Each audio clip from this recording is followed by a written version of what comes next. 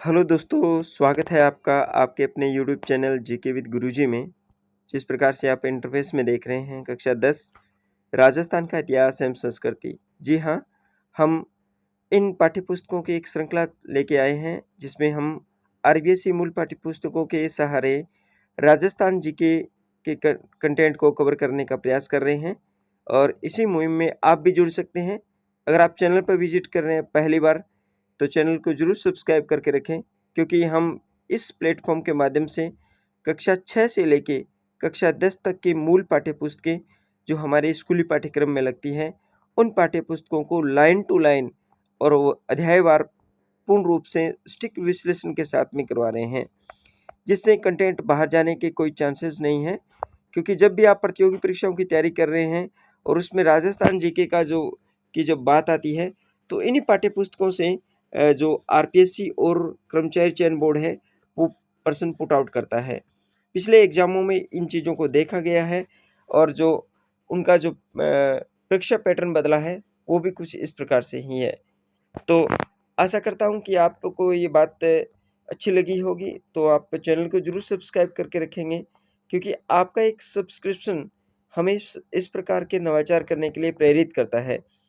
तो हम आशा करेंगे कि आप हमारे चैनल पर आए हैं तो एक सदस्य के रूप में हमारे साथ जुड़ेंगे, एक परिवार के सदस्य के रूप में जुड़ेंगे और हमारे चैनल को ज़रूर सब्सक्राइब करके जाएँगे।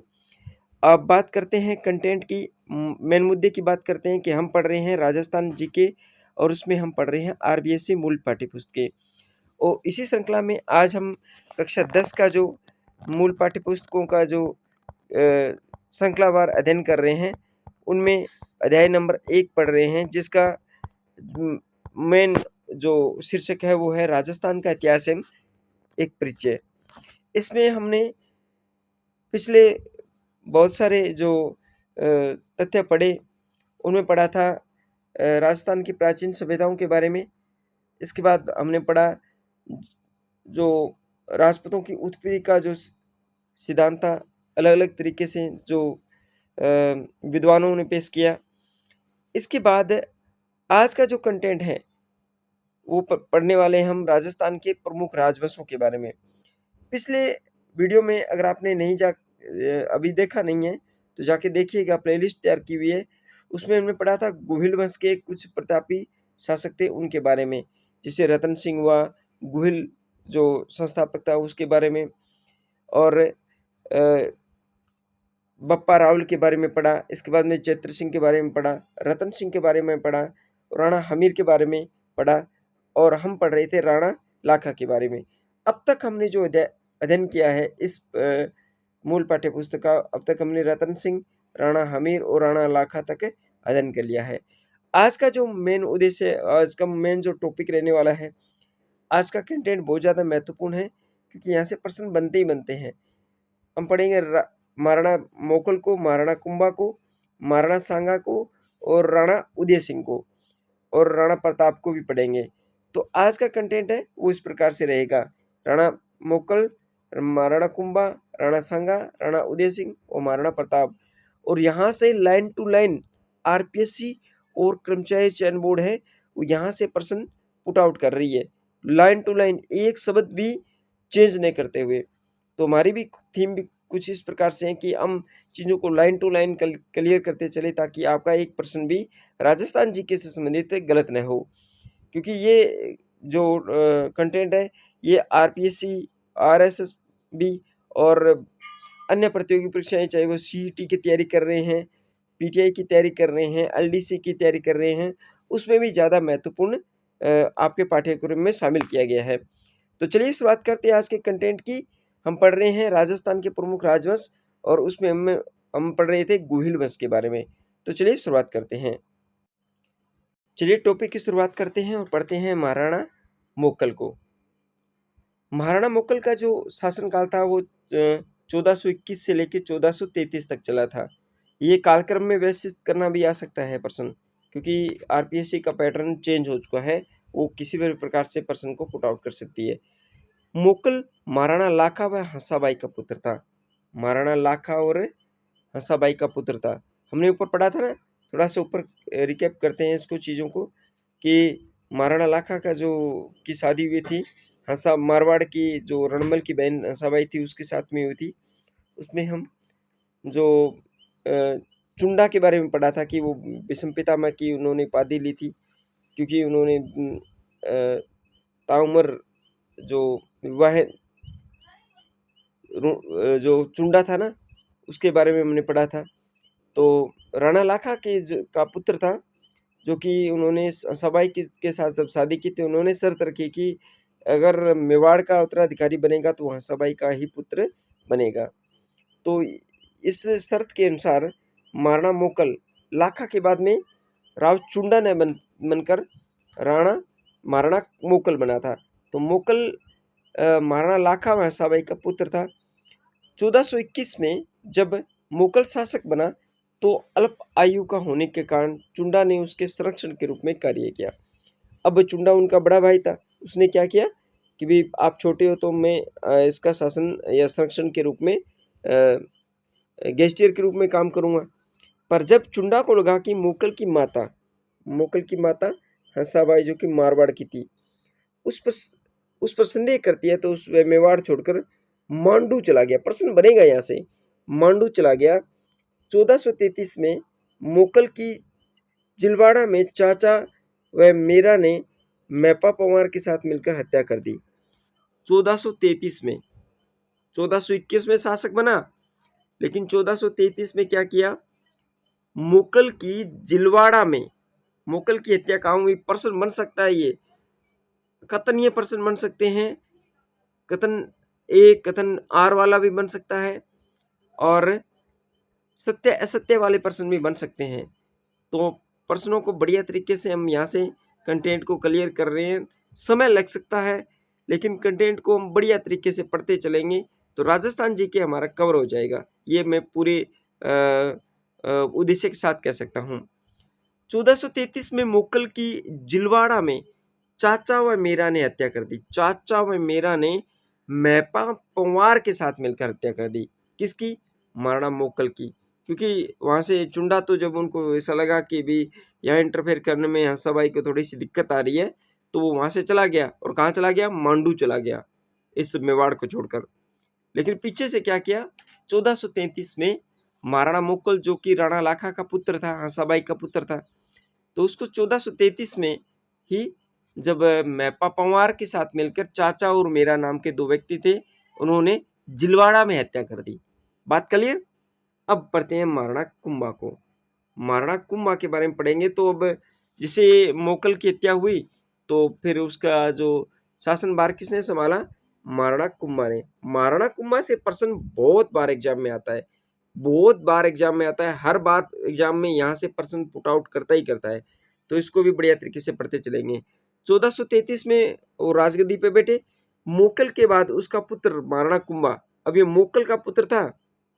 मोकल जो कि 1421 में मेवाड़ का शासक बना था, हंसाबाई का पुत्र था, लेकिन उनका पुत्र था कौन? महाराणा कुंभा। अब जैसे उनकी हत्या हुई मैपा पंवार के साथ मिलकर मेरा और चाचा ने जिलवाड़ा में, तब क्या किया, मोकल के बाद इसका पुत्र महाराणा कुंभा 1433 में मेवाड़ का शासक बना। राठौड़ों का मेवाड़ पर प्रभाव समाप्त कर राठौड़ों का मेवाड़ पर प्रभाव समाप्त कर मेवाती सामंतों का विश्वास अर्जित किया। अभी उन्होंने राठौड़ों को के प्रभाव को समाप्त किया पहले, तो फिर जो उनके अधीनस्थ थे, सामंत थे, उनका विश्वास अर्जित किया उन्होंने, जीता कि भी मैं आपका बहुत बड़ा बहुत अच्छा राजा बनूंगा। तो कुंभा ने चित्तौड़ व कुंभलगढ़ को अपनी शक्ति का केंद्र बनाया। कुंभा ने चित्तौड़ और कुंभलगढ़ को अपनी शक्ति का केंद्र बनाया। 1437 ईस्वी में सारंगपुर के युद्ध में, ये 1433 में वो शासक बना। 1437 में सारंगपुर के युद्ध में मालवा के शासक मोहम्मद खिलजी प्रथम को परास्त कर बंदी बना लिया। देखिए राणा कुंभा ने सारंगपुर का युद्ध किस किस के बीच में हुआ था, पहले तो आपको याद रखना है कि सारंगपुर का युद्ध 1437 में हुआ था। 1437 में किस किस के बीच में हुआ? महाराणा कुंभा और मालवा के शासक महमूद गजनवी मोहम्मद खिलजी के साथ, और उसको मोहम्मद खिलजी प्रथम के साथ हुआ था 1437 में। इस विजय के उपलक्ष्य में कुंभा ने, अब जैसे ये मोहम्मद खिलजी पर उन्होंने जब विजय हासिल की, सारंगपुर का युद्ध जीता 1437 में, सारंगपुर के युद्ध के जीत की खुशी में उन्होंने क्या किया, विजय स्तंभ का निर्माण करवाया। नागौर के उत्तराधिकार को लेकर मेवाड़ व गुजरात में युद्ध हुआ, जिसमें गुजरात की पराजय हुई। 1453 में कुंभा ने मारवाड़ से मंडोर छीन लिया। प्रश्न बनेगा, मारवाड़ से मंडोर महाराणा कुंभा ने कब छीना था? 1453 में। कंटेंट को क्लियर करते हुए चलिएगा।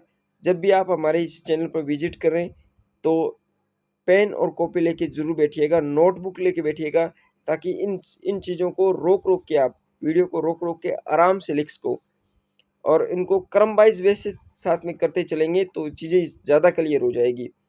तो 1453 में क्या किया, 1433 में वो शासक बना, मोकल की हत्या हुई, और जैसे ही मोकल की हत्या हुई तो वो शासक बना, और सबसे पहले उन्होंने क्या, सामंतों का विश्वास जीता, और राठौड़ों का जो वर्चस्व था ना मेवाड़ में, उसको कम कर दिया। और फिर 1437 में, 33 में बना शासक, 37 में सारंगपुर का युद्ध हुआ, और सारंगपुर का युद्ध मालवा के सुल्तान मोहम्मद खिलजी प्रथम के साथ में हुआ, और वो उस जीत की खुशी में, सारंगपुर की जीत की खुशी में, उन्होंने चित्तौड़ में कुंभलगढ़ दुर्ग का विजय स्तंभ का निर्माण करवाया।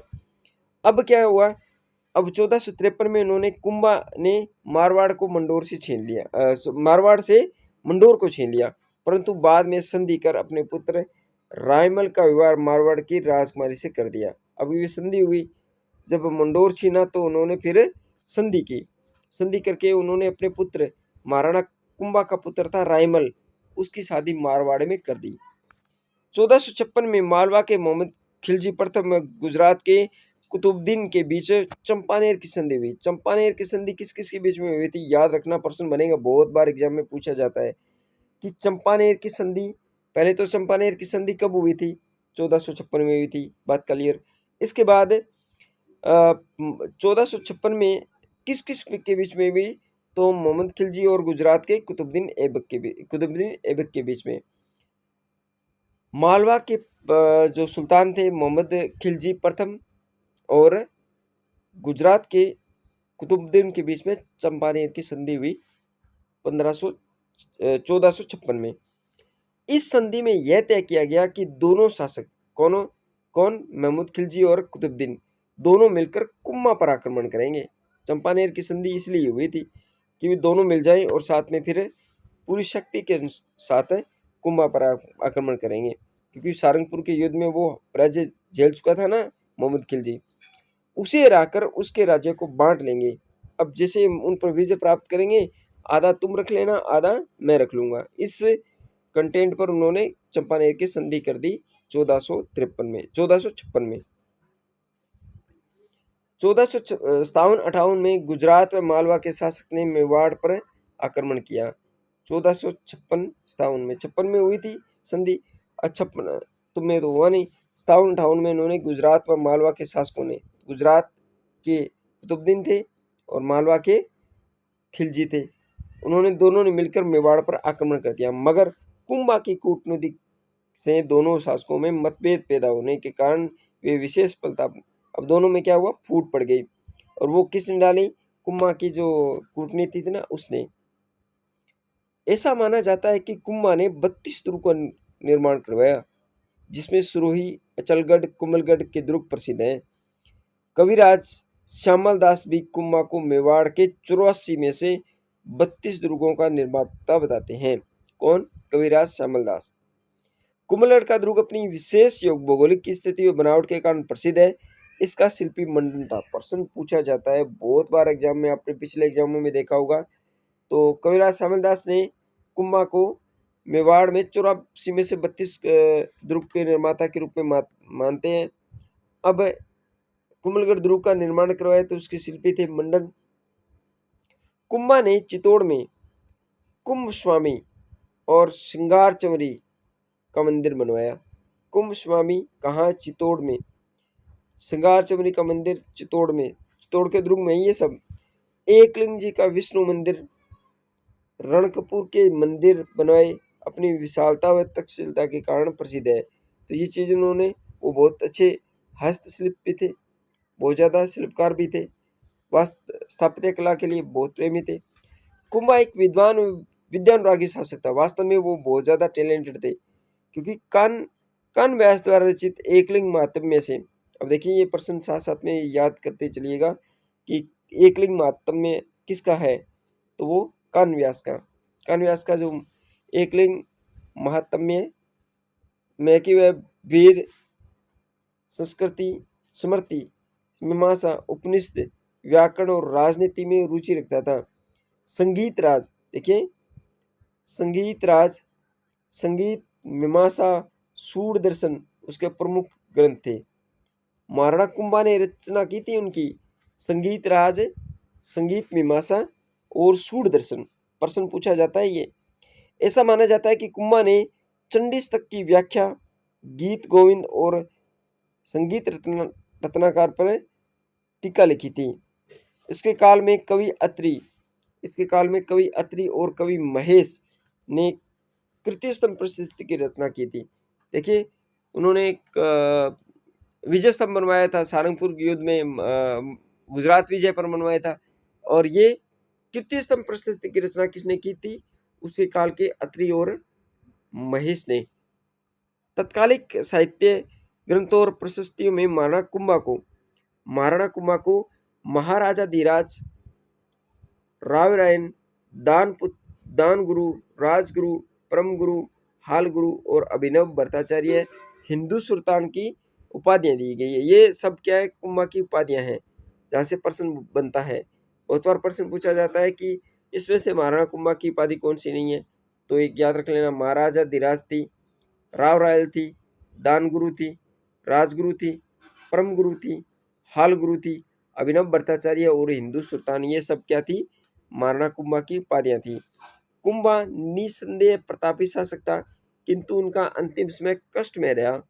अपने जीवन के अंतिम काल में कुंभा को उन्माद रोग हो गया था। याद रखना, प्रश्न पूछा गया कि जीवन के अंतिम काल में महाराणा कुंभा को कौन सा रोग हो गया था, तो उन्माद का रोग हो गया था। और उसके पुत्र उद्दा, अब ये मोकल के पुत्र थे खुद, और रायमल इनका पुत्र था, लेकिन उसके पुत्र उद्दा ने 1468 में, 1433 में शासक बने, 1437 में सारंगपुर का युद्ध हुआ, और इसके बाद उन्होंने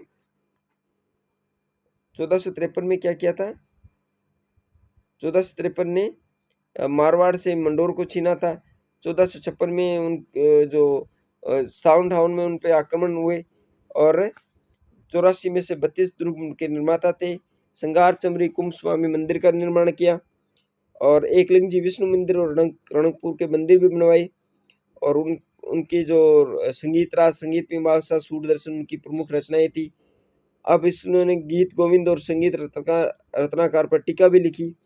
और अब फिर उन्होंने महाराजा धीराज, राव राय, दानगुरु, राजगुरु, परम गुरु, हाल गुरु, अभिनव भट्टाचार्य हिंदू सुल्तान की उपाधियां भी हासिल की। लेकिन अंतिम समय जब आया, तो जब उन पर बहुत ज्यादा परेशानियां बढ़ गई, और उसके जो पुत्र थे, जो कि उद्दा था ना, वो पितरंता था, तो उद्दा ने क्या किए, 1468 में उसके पुत्र उद्दा ने, रायमल ने तो नहीं की, लेकिन पुत्र उद्दा ने उसकी 1468 में हत्या कर दी।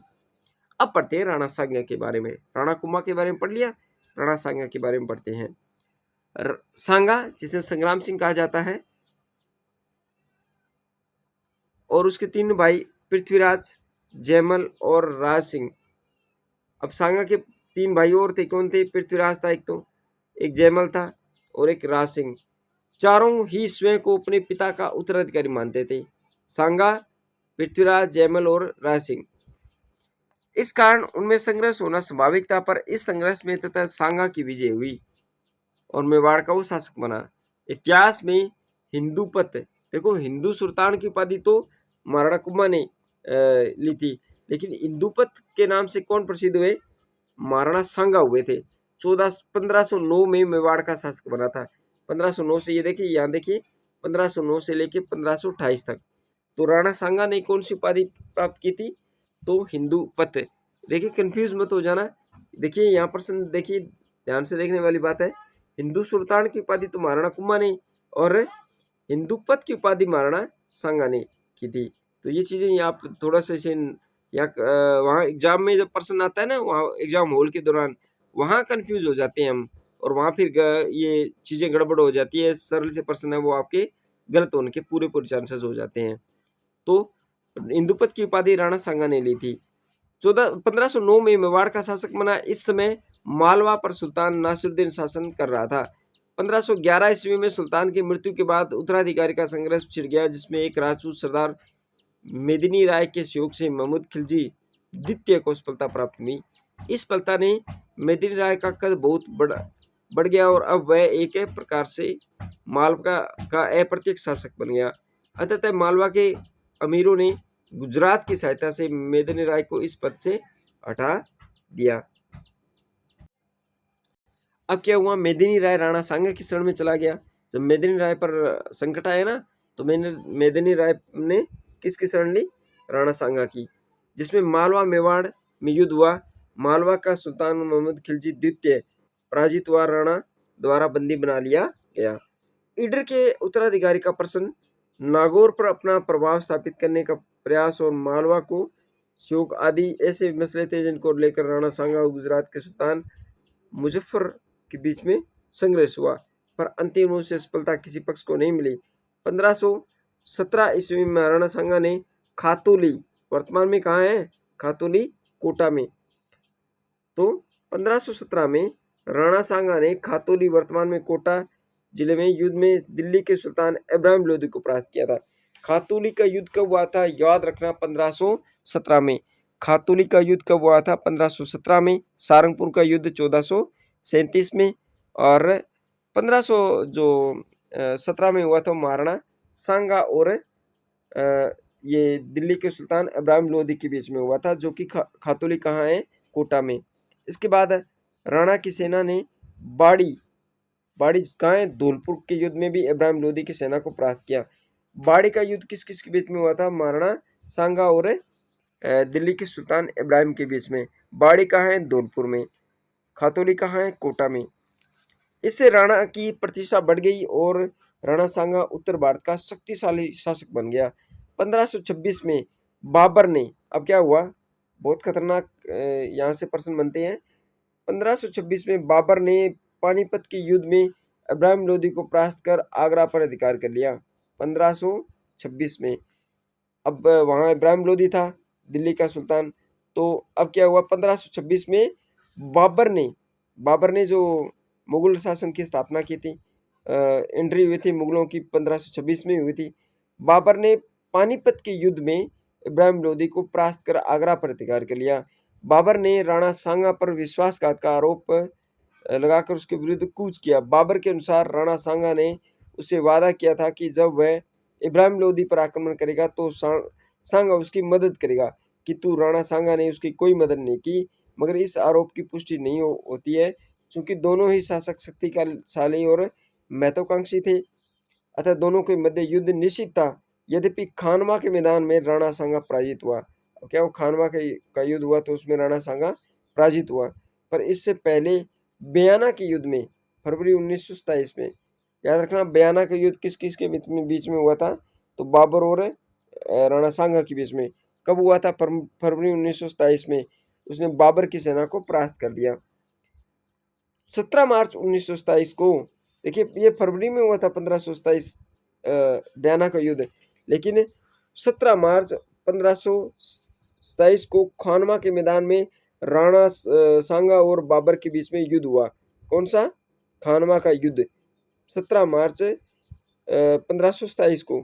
तोप खाने में तुगलकनुमा पत्ती के कारण बाबर की विजय हुई। राणा सांगा युद्ध में घायल हुआ और उसे युद्ध के मैदान से दूर ले जाया गया।